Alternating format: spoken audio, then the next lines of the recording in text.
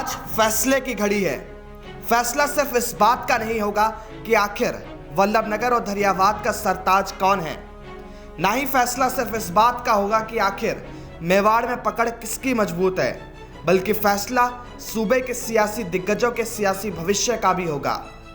भले ही इससे सूबे की अशोक गहलोत सरकार की सेहत में कोई असर ना पड़े, लेकिन इससे पार्टी के मनोबल पर असर पड़ेगा। भाजपा के अंदर खाने चल रहे वर्चस्व की जंग को विराम लग सकता है। साथ ही साफ होगी 2023 के राह की तस्वीर। अगर भाजपा जीतती है तो वह एक बार फिर मेवाड़ में अपनी पकड़ कायम रखने में कामयाब रहेगी, और अगर कांग्रेस जीतती है तो मुख्यमंत्री अशोक गहलोत के गवर्नेंस पर मुहर लगेगी। और अगर भाजपा और कांग्रेस एक एक सीट जीतने में कामयाब होती है तो स्थिति जस की तस रहेगी। दरअसल मेवाड़ की जंग भाजपा और कांग्रेस दोनों के लिए चुनौती बनी हुई है। उदयपुर जिले की 8 विधानसभा सीटों में से फिलहाल 6 सीटों पर भाजपा काबिज है। कांग्रेस के पास अभी एकमात्र खेरवाड़ा सीट है।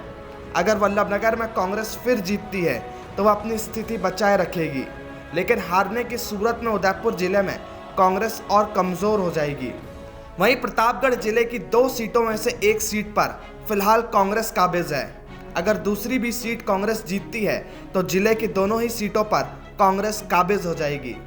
वहीं बीजेपी के जीतने की सूरत में दोनों पार्टियों में एक एक सीट बढ़ जाएगी। वल्लभनगर के साथ साथ धरियावाद में कांग्रेस की जीत से मुख्यमंत्री अशोक गहलोत मजबूत होंगे। सचिन पायलट से अदावत के चलते लंबे वक्त से सियासी नियुक्तियां और मंत्रिमंडल विस्तार अटका हुआ है। साथ ही संगठन विस्तार न होने के चलते भी कांग्रेस कार्यकर्ताओं में रोष है। वहीं भाजपा के जीतने पर सबसे ज्यादा फायदा सतीश पूनिया को होगा। इससे पूनिया की मुख्यमंत्री पद की दावेदारी एक बार फिर मजबूत होगी। यहीं अगर भाजपा हारती है तो एक बार फिर वसुंधरा गुट मजबूत होगा। अगर रणधीर सिंह भिंडर जीतते हैं तो भाजपा को बड़ा झटका लग सकता है। वहीं नेता प्रतिपक्ष गुलाब चंद कटारिया का सियासी भविष्य भी उपचुनाव के नतीजों पर निर्भर करता है। भले ही वल्लभनगर में कटारिया सियासी तौर पर फंस गए हो, लेकिन धरियावाद में खेत सिंह मीणा को टिकट दिलवाने में कटारिया की बड़ी भूमिका रही है।